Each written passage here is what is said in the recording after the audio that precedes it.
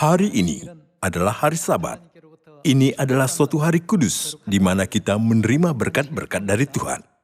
Pada hari Sabat ini, izinkan saya membacakan suatu keharuman Sion sebelum belajar firman Tuhan. Seorang penulis menerima undangan dari temannya yang bekerja sebagai sutradara film. Dia selalu ingin tahu bagaimana temannya bekerja. Jadi dia meluangkan waktunya dan tiba di teater itu sedikit lebih cepat dari waktu yang seharusnya. Dia melihat-lihat dalam teater. Para aktor berlatih keras di atas panggung. Tetapi ada seorang aktor berdiri di sudut. Dia tidak melatih dialognya, tetapi membentangkan kain meja makan dengan cepat dan melipatnya lagi. Dia terus berulang-ulang melakukan hal yang begitu. Dia ingin tahu kenapa aktor itu berbuat demikian, lalu bertanya kepada temannya, apakah dia juga aktor? Ya. Kenapa dia tidak berlatih dialog, tetapi cuma membentangkan kain meja makan itu dan melipatnya lagi? Dia tidak perlu berlatih dialog, karena semua akting yang perlu dilakukannya hanyalah membentangkan kain meja makan. Oh, begitu. Penulis itu ingin tahu tentang aktor itu dan memperhatikannya. Aktor itu terus berlatih membentangkan kain meja makan dan melipatnya lama sekali dengan cara yang berbeda. Sejujurnya, penulis itu berpikir, apakah hal seperti itu perlu dilatih begitu keras? Akhirnya, lakon drama dimulai. Aktor yang diperhatikan oleh penulis itu naik panggung dan membawa kain meja makan itu di atas bahunya. Kemudian, dia mengambil kain yang ada di atas bahunya itu dan melemparkannya ke atas meja makan yang terletak sedikit jauh darinya. Kemudian, secara menakjubkan, kain itu menutupi meja makan itu dengan pas. Sewaktu itu hanya ada kesunyian di dalam teater. Beberapa detik kemudian, penonton-penonton bersorak-sorai dan memberi tepuk tangan. Aktor itu pergi ke belakang panggung dengan senyum yang memenuhi wajahnya. Untuk 10 detik itu, aktor itu terus berlatih begitu keras dan lama sekali. Sebagai penulis yang sudah melihat betapa kerasnya aktor itu berlatih, dia bertepuk tangan sampai telapak tangannya menjadi panas dan merah. Anehnya, air mata menetes dari matanya seperti dia menjadi aktor itu. Dramanya sudah selesai. Penulis itu bertemu dengan temannya. Seperti yang sudah kamu lihat, aktor yang melemparkan kain meja makan itu hebat sekali. Dia pasti ingin memerankan tokoh utama atau berperan sebagai tokoh yang lebih penting. Tetapi dia sudah berlatih sangat banyak untuk membentangkan kain itu. Dia hebat sekali. Maaf mengatakan ini, tetapi di antara semua peran yang saya tonton dalam drama ini, saat dia berakting selama 10 detik di atas panggung, adalah yang paling mengharukan dan menyentuh. Temannya yang memproduksi drama itu tertawa dan berkata, aktor itu menghargai segala peran yang diberikan kepadanya. Jadi, dia sudah berusaha banyak, walaupun dia banyak membentangkan kain meja makan. Dia pasti akan menjadi aktor yang hebat. Saudara-saudari, siapakah yang memutuskan nilai pekerjaan yang Anda lakukan sekarang? Apakah orang lain yang memutuskannya? Menurut saya, Anda sendirilah yang memutuskan nilai Anda sendiri. Kalau Anda berpikir bahwa apa yang sedang Anda kerjakan sekarang adalah tidak berharga, Anda adalah seorang yang sedang mengerjakan sesuatu yang tidak berharga. Tetapi kalau Anda berpikir bahwa apa yang sedang Anda kerjakan sekarang adalah berharga, Anda adalah seorang yang sedang mengerjakan sesuatu yang berharga. Kemunculannya di atas panggung hanyalah 10 detik. Orang-orang lain mungkin merendahkan peranan membentangkan kain meja makan itu. Tetapi aktor tersebut sudah menghabiskan banyak waktu untuk berlatih, supaya menyelesaikan perannya dengan setia. Hasilnya, dia membentangkan kain meja makan itu dengan cara yang luar biasa. Dan dia mempengaruhi banyak orang. Aktor tersebut bisa melakukan apa saja dengan baik, bukan hanya berakting. Karena dia menghargai dan menghormati apa yang dikerjakannya sekarang. Menurut saya, pekerjaan Injil kita juga sama. Menurut Anda, adakah pekerjaan yang penting dan yang tidak penting di dalam Injil? Kita adalah anak-anak Bapa Surgawi dan Ibu Surgawi. Kita akan menjadi imamat yang rajani yang akan memerintah di alam semesta yang besar.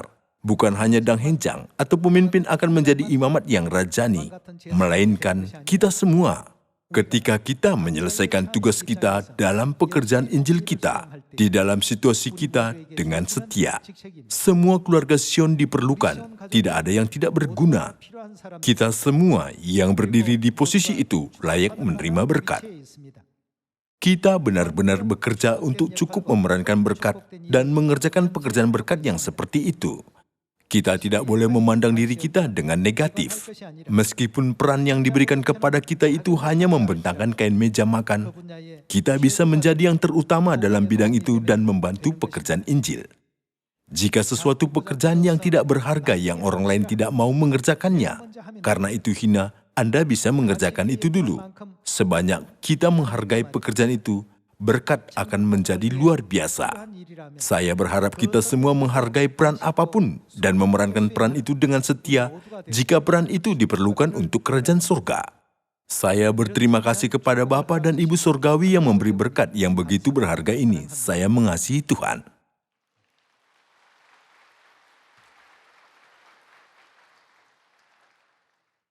Saudara-saudari, tidak ada pekerjaan yang hina di dalam Injil kita. Sambil mengingat ini, mari kita pelajari firman Tuhan dengan judul, Mari kita memberitakan Injil dengan persatuan. Tahun 2018 adalah tahun ke-100 sejak Bapa dilahirkan. Angka 100 mengandung makna penyelesaian dari rencana yang sudah direncanakan. Jika kita berkata, aku sudah melakukannya 100% dalam pekerjaan apapun, itu berarti kita sudah menyelesaikan pekerjaan itu, bukan? Pada tahun ini kita semua mengharapkan Injil ini diberitakan di Samaria dan sampai ke ujung bumi. Warga kotanya akan berkata, kami pernah mendengar kabar Injil ini, kami percaya itu. Saya berharap kabar yang begitu indah ini datang dari 5 samudra dan 6 benua di seluruh dunia. Selama Injil diberitakan, terkadang anak-anak Sion bisa berpikir, apakah aku sedang bekerja Injil jika aku hanya bekerja ini? Ada kasus saudara-saudari yang menganggap pekerjaan mereka tidak terkait oleh Injil. Tetapi, semua pekerjaan yang dilakukan di dalam Sion terkait dengan Injil.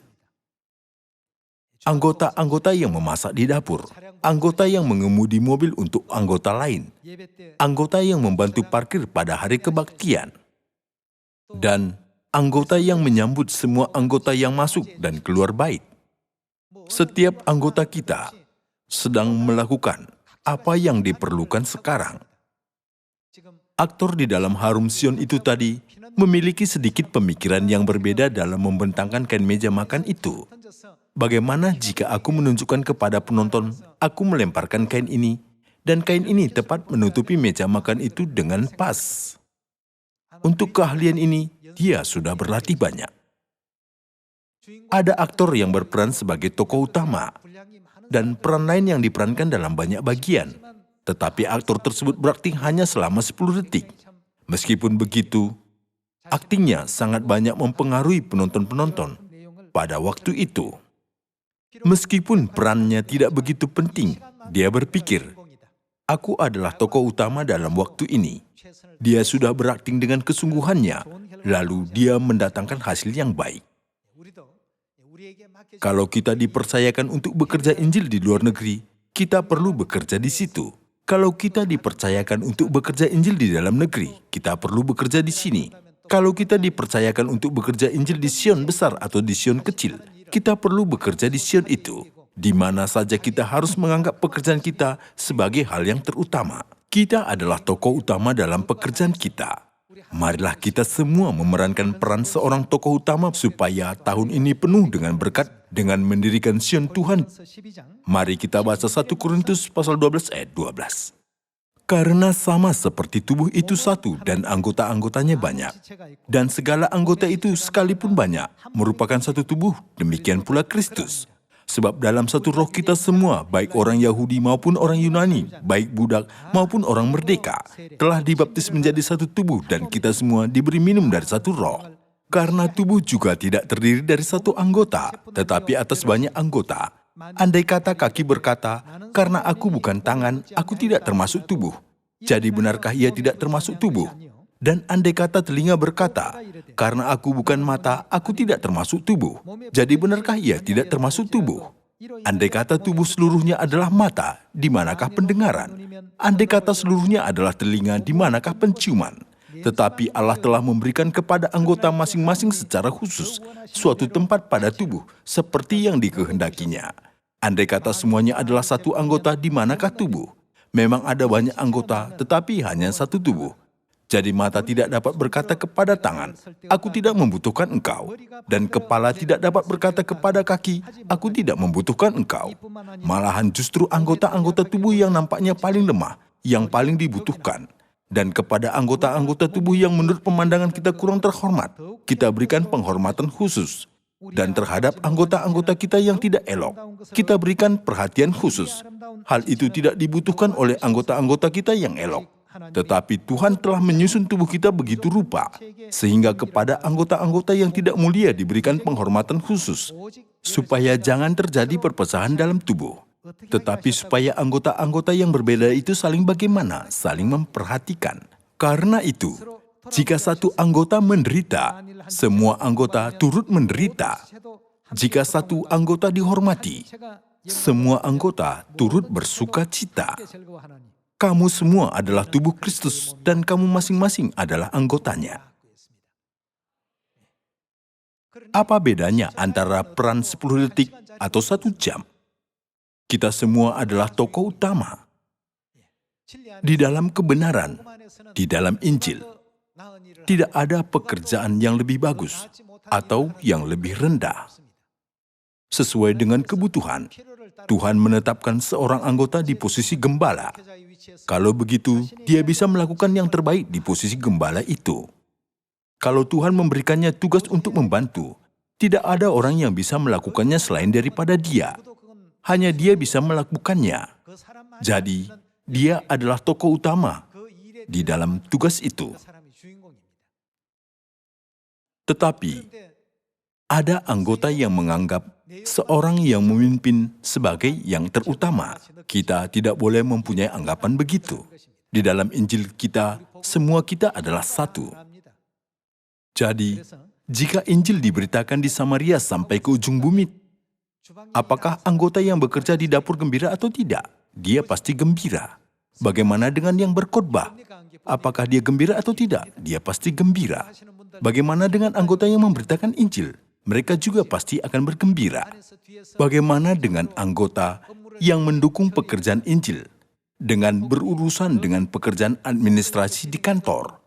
Apakah mereka akan bergembira atau tidak? Mereka semua akan bergembira. Kenapa kita semua bergembira tentang kabar bahwa pekerjaan Injil sudah selesai? Kita semua adalah satu. Tetapi tugas dan peran kita semua masing-masing berbeda. Tugas tangan berbeda, tugas kaki berbeda, tugas mata berbeda, tugas mulut berbeda, tugas hidung berbeda. Sekalipun tugasnya berbeda, semuanya itu penting sekali. Silahkan pikirkan ada seorang pria, matanya besar dan dia sangat tampan, tetapi dia tidak ada hidung.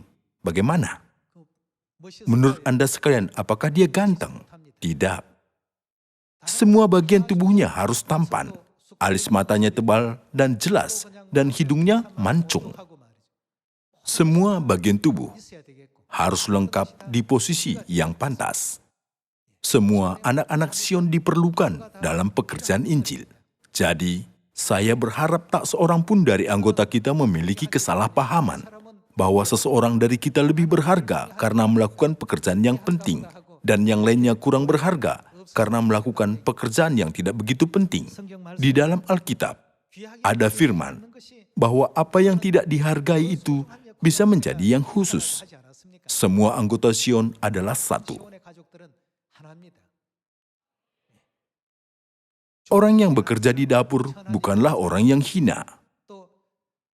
Orang yang membersihkan tempat ibadah bukanlah orang yang hina. Mereka melakukan tugas itu bukan karena mereka hina. Segala pekerjaan anggota kita penting. Orang yang memberitakan Injil penting. Orang yang mengajari firman Tuhan juga penting. Semua kita harus ada. Bukankah begitu? Kita semua harus bersemangat karena kita semua bekerja Injil di dalam Tuhan.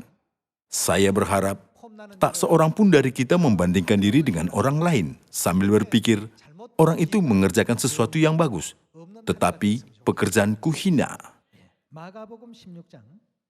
Mari kita baca Markus pasal 16 ayat 15. Lalu ia berkata kepada mereka, "Pergilah ke seluruh dunia, melakukan apa? Beritakanlah Injil kepada segala makhluk." Sangatlah penting pemberitaan Injil kepada segala makhluk. Banyak keluarga Sion sedang melakukan apa untuk pekerjaan Injil ini?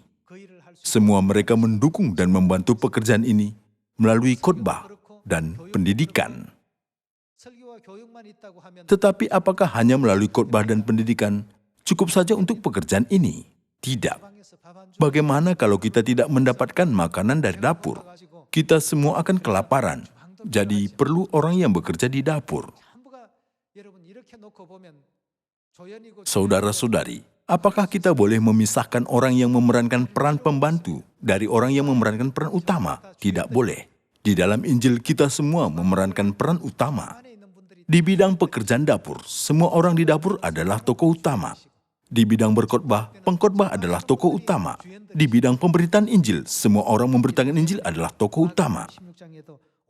Oleh karena itu, Yesus sudah berkata di dalam Markus pasal 16, "Pergilah ke seluruh dunia, beritakanlah Injil kepada segala makhluk." Di belakang pemberitaan Injil, pasti ada banyak keluarga Sion yang mendukung dan membantu pekerjaan Injil ini. Pekerjaan Injil kita sedang dijalankan untuk menyelesaikannya melalui persatuan yang begitu indah, sesuai dengan kehendak Bapa dan Ibu. Si iblis terus berusaha untuk menanam pikiran yang jahat ke dalam batin kita, supaya persatuan kita gagal. Dia membujuk kita agar kita berpikir, apa yang kulakukan itu sangat hina, apa yang dia lakukan sangat hebat. Saudara-saudari, bagaimana perasaan Anda ketika mendengar Harum Sion yang sudah saya bacakan tadi? Aktor tersebut berperan hanya untuk membentangkan kain meja makan selama 10 detik tanpa dialog. Tetapi dia yang paling dipuji dan dihormati dengan tepuk tangan, bukan? Namun Bapa dan Ibu sudah mendirikan Sion di setiap provinsi Injil di seluruh dunia. Tahun ini, marilah kita lebih rajin memberitakan Injil di setiap wilayah. Kalau kehendak Tuhan yang indah disebarkan sedikit lebih cepat lagi, di setiap kota akan ada Sion kita.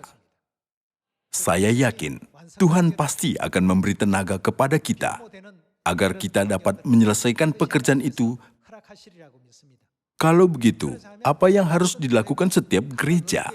Semua anggota harus sama. Tidak boleh ada yang lebih tinggi dan yang lebih rendah, bukan? Kita semua adalah tokoh utama di dalam nubuat. Jadi marilah kita semua berperan sebagai tokoh utama. Orang yang ditempatkan Bapa dan Ibu Surgawi sebagai seorang pemimpin, dia harus berperan sebagai pemimpin. Orang yang ditempatkan di belakang harus memerankan perannya di belakang. Namun, kita tidak boleh merusak persatuan ketika menjalankan peran kita. Kita semua harus setia dalam peran kita sebagai peran yang baik. Yesus telah berkata, "Pergilah ke seluruh dunia, beritakanlah Injil kepada segala makhluk." Nubuat ini sedang dijalankan. Ketika kita setia menanggung tugas kita, hari itu akan datang segera. Ketika kita mendengar kabar yang menggembirakan, nubuat itu sudah digenapi. Orang yang berdoa banyak, orang yang mendukung di sampingnya, orang yang memimpin anggota lain di depan, orang yang membantu di belakang, dan lain-lain. Ketika kita semua bersatu, kita semua menjadi tokoh utama di bidang masing-masing. Inilah pokok isi dari Harum Sion yang tadi saya bacakan, bukan? Sekarang mari kita baca 1 Korintus pasal 1. 1 Korintus pasal 1 ayat 17 kita baca. Sebab Kristus mengutus aku bukan untuk membaptis, tetapi untuk memberitakan apa? Untuk memberitakan Injil. Dan itu pun bukan dengan hikmat perkataan, supaya salib Kristus jangan menjadi sia-sia. Di dalam 1 Korintus pasal 1 sudah tertulis bahwa kita diutus untuk memberitakan Injil. Mari kita baca 1 Korintus pasal 9 ayat 11. Jadi, jika kami telah menaburkan benih rohani bagi kamu, berlebih-lebihkanlah kalau kamu menuai hasil duniawi daripada kamu. Kalau orang lain mempunyai hak untuk mengharapkan hal itu daripada kamu, bukankah kami mempunyai hak yang lebih besar? Tetapi kami tidak mempergunakan hak itu. Sebaliknya, kami menanggung segala sesuatu supaya jangan kami mengadakan rintangan bagi pemberitaan Injil Kristus. Rasul Paulus ingin menghindari segala hal yang mengganggu Injil. Apapun tidak boleh mengganggu Injil, pikirnya. Tuhan ingin Injil ini diberitakan kepada segala makhluk di seluruh dunia. Jadi, segala sesuatu yang kita katakan, ataupun yang kita lakukan, dan segala sikap kita tidak boleh merintangi pemberitaan Injil. Dalam ayat 12, Rasul Paulus telah menjelaskan bahwa kita tidak boleh terlibat dalam berbagai hal yang dapat berdampak negatif pada Injil. Dia adalah yang terbesar dari rasul-rasul yang berhak untuk melakukan segalanya. Tetapi dia berkata bahwa dia tidak menggunakan itu. Dia sudah menyerahkan segalanya jika itu merintangi pemberitaan Injil. Kita semua perlu mempunyai batin ini, supaya kita menjadi tokoh utama di dalam nubuat. Rasul Paulus sudah menolak apa saja jika itu merintangi pemberitaan Injil, dan sudah mengorbankan diri dalam segala hal jika itu membantu pekerjaan Injil, agar menjadi tokoh utama dalam pekerjaan Injil. Pekerjaan Injil ini dipimpin oleh Tuhan. Jadi tahun ini, kita harus meminta kepada Bapa dan Ibu Sorgawi dengan berkata, Tuhan, izinkanlah aku ini juga berpartisipasi pada pekerjaan Injil. Terus kita baca ayat 16. Karena jika aku memberitakan Injil, aku tidak mempunyai alasan untuk memegahkan diri, sebab itu adalah keharusan bagiku. Rasul Paulus sudah berkata bahwa pemberitaan Injil adalah keharusan baginya. Dia memiliki rasa tanggung jawab yang besar terhadap Injil, bukan? Saudara-saudari, kita juga harus bertekad yang sama seperti Rasul Paulus lakukan. Semua anggota Sion harus mempunyai rasa tanggung jawab yang sama. Mari kita mengikuti kehendak Bapa dan Ibu Surgawi. Saudara-saudari di seluruh Sion, bangkitlah dan pergilah kemana saja Tuhan sebutkan dan beritakanlah Injil di sana. Sebagai para nabi laki-laki dan perempuan, saya meminta kepada saudara-saudari untuk melakukan itu lagi dengan kesungguhan hati. Injil ini bukanlah suatu hal yang boleh kita pilih untuk melakukannya atau tidak. Seperti perkataan Paulus, dia harus memberitakan Injil. Paulus mendefinisikan Injil sebagai suatu kewajiban. Kita bisa memberitakan Injil setiap waktu di setiap tempat. Kita bisa memberitakan Injil selama kita berjalan. Pemberitaan Injil bisa dilakukan semua dari kita. Jadi Paulus sudah berkata, itu adalah suatu keharusan bagiku. Kita semua adalah aku di dalam perkataan ini. Silahkan meletakkan namamu di posisi aku. Itu adalah keharusan bagiku. Kenapa? Pekerjaan Tuhan adalah pekerjaanku. Pekerjaan Bapa dan Ibuku adalah pekerjaanku. Jadi itu bukanlah pekerjaan yang boleh aku pilih atau tidak untuk melakukannya, melainkan keharusan bagiku dan harus diselesaikan. Mari kita baca firman di Efesus pasal 3. Apabila Injil ini diberitakan, Tuhan mengadakan suatu perubahan bagi orang-orang yang bukan orang Yahudi, yang baru saja mendengar Injil. Kita baca pasal 3 ayat 5. Yang pada zaman angkatan-angkatan dahulu tidak diberitakan kepada anak-anak manusia, tetapi yang sekarang dinyatakan di dalam roh kepada rasul-rasul dan nabi-nabinya yang kudus. yaitu bahwa orang-orang bukan Yahudi karena berita Injil. Sekarang, lihat apa pengaruh Injil ini dan hasil apa yang dihasilkannya dengan kekuatannya yang kuat, yaitu bahwa orang-orang bukan Yahudi karena berita Injil turut menjadi apa? Turut menjadi ahli-ahli waris. Dikatakan bahwa mereka akan menjadi ahli-ahli waris di dalam Kristus Yesus. Injil memiliki kekuatan yang begitu hebat. Silahkan bayangkan saudara-saudari menjual suatu barang. Anda harus tahu ciri-ciri khusus barang yang Anda jual itu dengan baik. Seorang yang memahami ciri-ciri khusus barang itu bisa menjual banyak barang. Demikian jugalah Injil kita. Di dalam Matius pasal 25 sudah tertulis tentang hamba-hamba berdagang dengan talenta. Jadi kita perlu mengetahui ciri-ciri khusus Injil kita dan memberitakannya dan merekomendasikannya kepada banyak orang, bukan? Kita baca ayat 6. Yaitu bahwa orang-orang bukan Yahudi karena berita Injil turut menjadi apa? Mereka sudah dijanjikan untuk menjadi ahli-ahli waris di dalam Kristus Yesus. Pikirkanlah, kalau seorang putra menjadi ahli waris kerajaannya, apakah itu terjadi dengan mudah? Jika seseorang berkata, aku akan menjadi ahli waris perusahaan Samsung, orang-orang akan bertanya kepada dia, betul, kamu sungguh-sungguh berposisi begitu?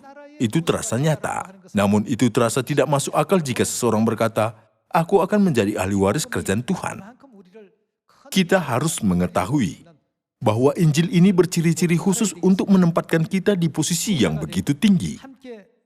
Turut menjadi ahli-ahli waris dan anggota-anggota tubuh, dan peserta dalam janji yang diberikan dalam Kristus Yesus.